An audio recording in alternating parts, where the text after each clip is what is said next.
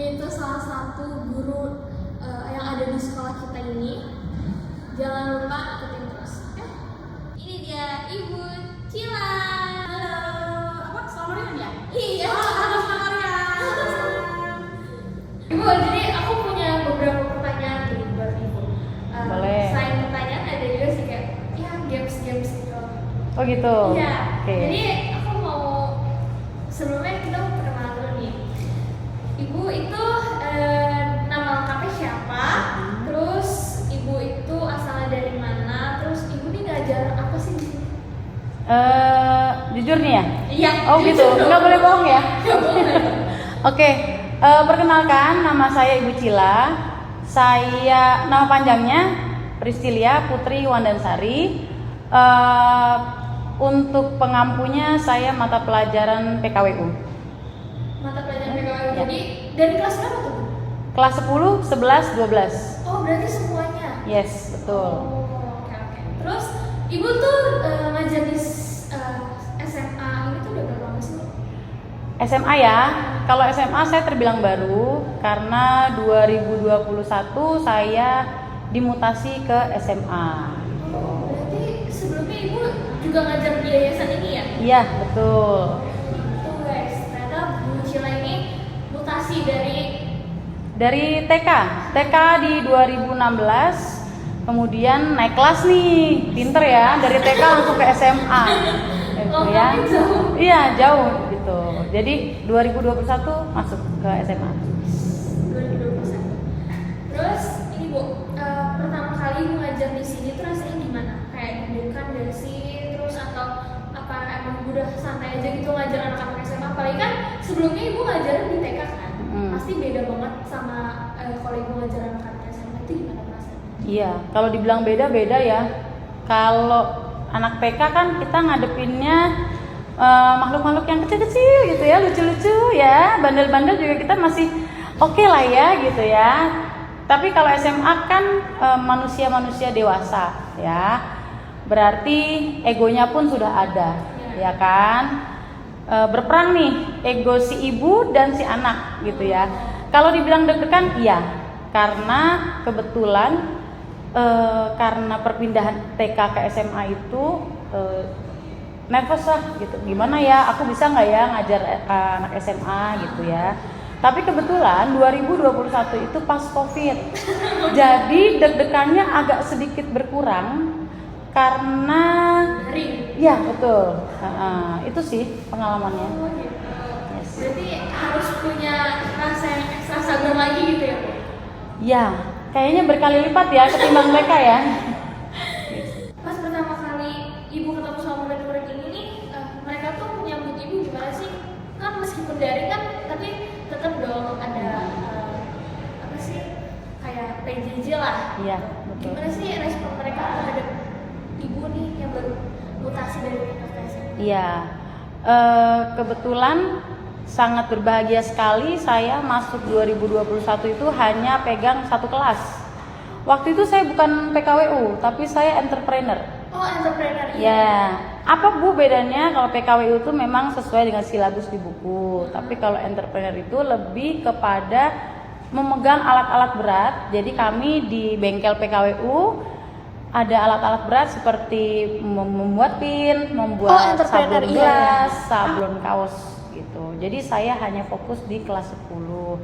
Jadi beruntungnya adalah mereka juga anak-anak baru. Jadi ego mereka yang di SMA itu belum keluar gitu. Dan untungnya daring gitu. Berarti itu sih. Waktu awal-awal Ibu masuk tuh Ibu lebih ke prakteknya ya Bu? Iya, betul. Daripada teori lah. Iya, teori adalah tipis-tipis lah. Tipis-tipis. Terus nih Bu, menurut Ibu apa sih yang bikin sekolah ini nih beda dari sekolah lain? Apa yang paling keren di sekolah ini? Paling keren? Saya jujur aja pertama kali masuk ke sini senangnya adalah karena saya juga orang tua murid ya. Anak saya juga ada yang di SMP saat itu.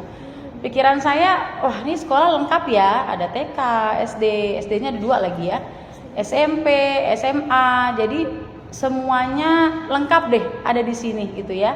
Kemudian masuk ke TK, ada kolam renangnya. Wah, saya senang sekali tuh ya, berenang ya.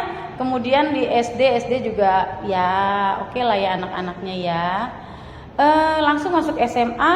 Nah itu karena saya mengampu di entrepreneur, ternyata banyak sekali kelebihan-kelebihan yang ada di sekolah ini, terutama dalam hal yang praktek entrepreneur tadi. Kita ada bengkel PKWU, dan kayaknya nggak semua sekolah punya ya alat-alat berat itu ya gitu. Jadi anak-anak yang sudah masuk di SMA ini punya pengalaman lah untuk sablon kaos, untuk sablon gelas seperti itu. Mungkin di sekolah lain nggak tahu ya, saya sepertinya sih belum ya. Berarti bisa dibilang fasilitas ini memadai untuk anak-anak Kreativitas mungkin ya, lebih berkreasi. Iya. Nah, kalau misalkan dari guru-gurunya nih gimana? Buat ibu kayak guru-gurunya nih nyambung nggak sama ibu gitu? Aduh, guru-guru ya. Jujur ya, saya orangnya SKSD. Bener, saya SKSD. Jadi waktu saya di unit TK pun, karena saya orangnya begitu, saya gampang bergaul sama semuanya. Jadi SD saya kenal, SMP saya kenal, guru SMA pun saya kenal, gitu. Jadi ya udah, untungnya kita kan di Yayasan Ignatius Selamat Riyadi kan pasti ada gathering ya, rekoleksi dan sebagainya. Itu guru-guru ternyata mereka asik-asik gitu. Oh, asik-asik banget gitu ya. Kayak kemarin sempat ke Bromo, tapi saya nggak sempat ikut, sayangnya di situ. Tapi sebelumnya ke Bandung atau mana gitu, itu kompak banget. Semua unit guru-gurunya keren banget. Berarti guru-guru di yayasan itu the best. Oh, the best banget lah kalau menurut saya. Terus nih Bu, aku mau tahu dong metode ibu saat mengajar itu gimana, kayak kan banyak nih apalagi anak-anak SMA, terutama saya. Kebetulan saya kan juga diajarin sama ibu. Gimana sih metode ibu supaya menarik perhatian anak-anak ini, supaya anak-anak ini nih mau gitu untuk ngedengerin ibu saat lagi mengajar? Karena kan ya yang kita tahu ego anak SMA kan tinggi-tinggi gitu kan. Nah itu gimana? Saya juga masih belajar karena saya juga masih sekitar 4 tahun ya di sini ya, gitu. Kayaknya guru-guru sekarang apalagi kurikulum merdeka harus kreatif ya, gitu. Harus ada SDK. Itu saya masih belajar, jujur masih belajar. Kemudian kebetulan mata pelajaran saya katanya anak-anak senang, gitu ya, nggak bikin stres. Itu yang bikin saya oke lah, materi yang saya kasih juga dapat diterima mereka, gitu. Yang pasti kreativitas kalau saya, itu aja. Berarti gimana caranya supaya anak-anak tuh tetap enjoy lah ya untuk ngedengerin ibu di pelajaran ibu. Saya membebaskan mereka, pokoknya intinya harus kreatif. Terus kalau misalkan hubungan antara murid sama guru nih, menurut ibu termasuk yang formal atau yang kayak kita udah bestie gitu, tapi tetap tahu batasan? Ya, hubungannya lebih ke kayak bestie kali ya, gitu. Karena walaupun bestie, tapi mereka masih tahu tata krama dan sopan santun. Itu intinya sih, kalau ya hebat lah gitu, maksudnya jangan sampai lupa sopan santun lah kalau menurut saya. Berarti tetap kita kayak bestie, iya, kita tetap tahu adab tata krama dan sebagainya. Betul. Terus kegiatan SMA ini, kegiatan tahunannya menarik ya? Menarik. Oke.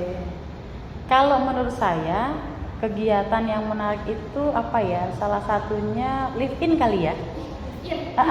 Nah, itu buat saya sih menarik banget karena anak-anak untuk beberapa hari harus tinggal di rumah orang lain, dan itu tidak di Jakarta, di luar kota ya, kami biasanya di Yogyakarta gitu. Dan suasana di pedesaan di sana kan beda ya dengan Jakarta. Kemudian anak-anak juga di sana punya orang tua baru, punya kebiasaan baru, lepas gadget, sama sekali nggak boleh pegang gadget. Kemudian ya apapun yang diminta bapak sama ibu di sana ya ikut membantu gitu. Dan salutnya adalah yang saya pikir anak-anak ini nggak mampu gitu, maaf, namanya anak Jakarta ya kan, mungkin nggak mau cuci piring dan sebagainya, ternyata di sana mau gitu loh. Padahal ya kita tahu lah pedesaan seperti apa kan gitu. Itu sih, itu menariknya kalau kegiatan tahunannya di SMA. Berarti anak-anaknya nih mau beradaptasi lah ya? Betul, sangat mau. Nah Bu, ngomong-ngomong live in, kalau di SMA ini nih live in tuh dari kelas berapa aja sih Bu? Kalau live in ada di kelas 10 dan kelas 11. Kelas 12 ya? Kelas 12 tidak, karena kelas 12 lebih ke retret. Ya, mereka mempersiapkan jiwa, raga, dan hatinya untuk ujian. Seperti itu. Nah, jadi live in tuh dari kelas 10 sampai kelas 11. Betul. Terus kalau kelas 12 itu Retret. Iya. Pendalaman iman gitu ya Bu? Betul. Terus ada nggak sih Bu pengalaman yang paling berkesan, kayak momen-momen unik gitu yang Ibu alami selama Ibu jadi guru di yayasan inilah? Aduh, momen unik ya. Kayaknya kalau saya bilang semuanya unik ya. Setiap angkatan pasti punya ceritanya masing-masing gitu ya. Ya apa ya, lucu ya. Maksudnya menghadapi anak-anak SMA yang saya bilang tadi egonya sudah bermain gitu. Yang keras ya keras gitu. Kalau yang bestie banget ya bestie banget gitu ya. Tapi lucunya adalah seperti 2 tahun yang lalu ya, anak-anaknya mungkin bisa dibilang bandel ya, tapi wah luar biasa sopan santunnya ya. Ketemu orang tua di jalan, walaupun bukan gurunya sendiri loh, itu security di sekolah kita, itu siap dia salam loh. Itu yang saya acungin jempol bahwa yaitu sopan santun itu luar biasa pokoknya di sini. Itu uniknya ya. Ya kalau nakal biasa ya anak zaman anak-anak sekarang mah iya, gitu kurang lebihnya. Berarti emang di sini tuh ada sopan santun tuh emang diajarin Iya, juga. betul. Terus kalau misalkan kejadian aneh yang Ibu alamin itu ada nggak sih Bu? Kejadian aneh di sekolah ini? Iya, kejadian yang sampai Ibu ingat banget itu ada nggak? Oh, kalau kejadian aneh yang, kalau aneh sih nggak ada ya. Cuma memang, kalau yang terindah tadi ya, saya ada sedikit mungkin mudah-mudahan bisa didengar ya. Untuk sebelum COVID memang itu kita ada Natal bersama, dan itu semua dari yayasan, guru, anak-anak semua ikut Natal bersama, itu berpesta bersama, bersyukur bersama. Saya berharap sih itu bisa terulang kembali. Itu indahnya. Kalau untuk yang tidak bisa dilupakan, saya lupa tahunnya ya. Kalau nggak salah sekitar tahun 2020 atau itu ada pementasan wayang. Oh, yang pementasan wayang. Iya, pementasan wayang. Saya masih di TK tapi kebetulan saya bagian IT-nya. Oh, IT. Saya nggak tahu benar kalau namanya wayang itu harus seharian penuh, maksudnya semalaman penuh gitu ya, sampai pagi buta gitu ya. Dan saya itu pegang desain backdropnya, itu kan animasi bergerak ya. Itu benar-benar nggak bisa dan nggak boleh tidur, karena jujur saja yang pegang itu hanya saya dan teman saya, ada dari IO di luar gitu ya. Nah itu yang pegang hanya saya sama teman saya aja, jadi benar-benar nggak tidur. Wah itu ngantuknya luar biasa, tapi itu pengalaman yang nggak bisa saya lupakan kalau saya bilang gitu. Itu sih. Berarti harapan Ibu untuk ya kita bisa ada Natal bersama karena supaya mempererat lagi kan. Betul. Mempererat antara yayasan, guru, murid. Betul. Semua unit lah. Iya, semua unit. Terus kalau pengalaman paling nggak bisa dilupainnya itu waktu pas pelayanan. Iya, betul. Oh iya, nonton ya? Iya. Saya nggak sampai malam. Oh. Pulang. Oh gitu. Ngantuk besok sekolah. Iya. Aku sampai pagi tuh, waduh. Nih Bu, harapan Ibu untuk sekolah ini gimana? Harapannya yang pasti semakin berkreasi, kemudian semakin bagus, semakin berjaya ya, karena kita lihat sendiri saja fasad kedepannya saja udah bagus ya. Mudah-mudahan di tahun depan sekolahnya pun gedungnya sudah semakin baik gitu, dan yang pasti fasilitasnya itu mungkin lebih bisa ditingkatkan lagi ya. Berarti sekolah ini masih dalam proses pembangunan ya Bu? Ya, kita on the way ke yang bagus lah gitu. Karena ini udah lama juga loh, ya kan? Berdirinya sudah sangat lama gitu. Kalau misalkan Ibu ngebayangin beberapa tahun ke depan sekolah ini nih udah kayak gimana? Kalau ngebayangin, yang pasti mudah-mudahan ya itu semakin bagus, fasilitasnya juga semakin oke, jadi banyak juga yang mendaftar di sekolah kita. Gitu. Jadi sekolah swasta. Iya, betul. Sekolah swasta Katolik. Yes, betul. Kalau untuk murid-murid yang kelas 12 nih, kan mereka udah mau lulus. Harapan Ibu untuk mereka itu gimana sih ke depannya? Kalau saya selalu bicara sama mereka gini, wah kamu nakal ya, wah kamu nggak bisa diem ya gitu. Tapi 10 tahun ke depan saya akan tunggu kamu di sini. Kamu harus sudah jadi orang yang sukses. Itu yang selalu saya bicarakan sama kakak-kakak kelas yang sudah lulus. Gitu. Ya, memang saya belum lama di sini, tapi doa ibu ya, doa orang tua yang pasti yang terbaik lah gitu untuk anak-anaknya. Sukses. Berarti sukses terus untuk anak-anak kelas 12 yang sebentar lagi juga akan berperang. Betul. Ujian. Ada yang mau dasar, terus ada yang mau lanjut kuliah. Iya, betul. Semangat. Kalau dikasih satu pesan untuk seluruh anak-anak yang ada di SMAK Ignatius Martani ini, Ibu mau ngasih pesan apa? Pesan apa ya? Belajar, semua serba belajar ya. Kalau saya belajar menjadi manusia yang tangguh, karena jadi manusia tangguh itu sulit, apalagi semakin kedepannya eranya semakin maju. Jangan sampai tidak semangat, gampang jatuh di tengah jalan gitu. Semua berproses sih, kalau saya bilang ya, belajar berproses itu penting gitu. Karena kalau nggak berproses kaget loh ke depannya. Nggak hanya dalam lingkungan belajar saja, tapi dunia kuliah, dunia kerja, wah itu jauh lebih memusingkan, jauh lebih jahat di luar sana. Jadi harus jadi orang yang tangguh. Oh, jadi kita harus jadi orang yang tangguh. Kita harus jadi orang yang mau belajar juga. Betul. Ya Bu.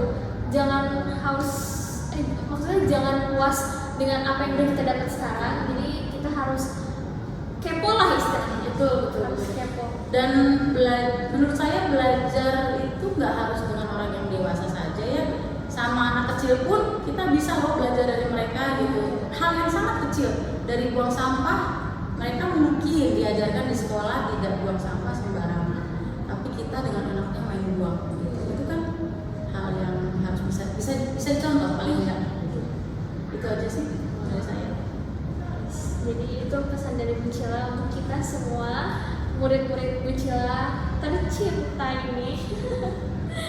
Terus Bu, aku punya fun question nih buat Ibu. Oh, oke. Apa itu? Kalau dulu Ibu nggak jadi guru, kira-kira Bu Cila nih sekarang lagi kerja apa? Saya malu ya, karena Anda mengenal saya.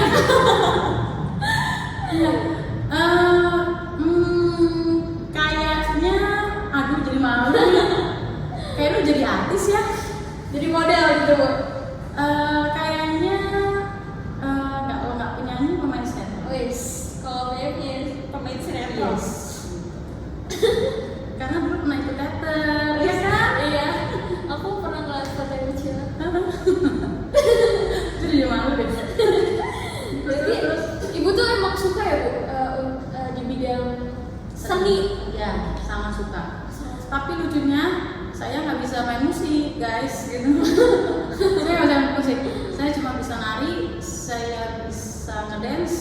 saya bisa nyanyi, saya bisa teater. Wis. Tapi kalau musik nggak bisa. Tapi ibu bisa nyanyi, itu keren loh. Ibu Iya. bisa nyanyi, bisa Bisa, nge-dance, bisa. bisa. Nah, Bisa, iya. ya. Tapi emang seni itu luar biasa sih. Iya, seni itu nggak ada matinya. Iya, Karena menghibur kita lah. Iya. Nih Bu, kalau misalkan Aduh, apalagi? Ibu dikasih libur seminggu full tanpa kerjaan, Ibu bakal ngapain aja tuh? Mau tidur. Saya hobi tidur. Berarti kita semua sama ya. Saya hobi tidur gitu. Senang, saya senang tidur. Ya, sekarang tidur tuh untuk istirahat, rehat badan lah. Betul. Oke Ibu, jadi segitu dulu pertanyaan kita pada hari ini. Semoga Ibu gak kapok ya Bu untuk enggak. saya tanya-tanya lagi. Nggak kapok. Apapun yang terbaik. Yes, mantap. Kalau misalnya saya tanya-tanya lagi ke Ibu kan ntar bisa kali. Apalagi nih? Ada deh. Oke guys, oke. Sama Rian, jadi segitu dulu podcast kita pada siang hari ini. Semoga kalian enjoy, kalian menikmati. Sampai jumpa, bye.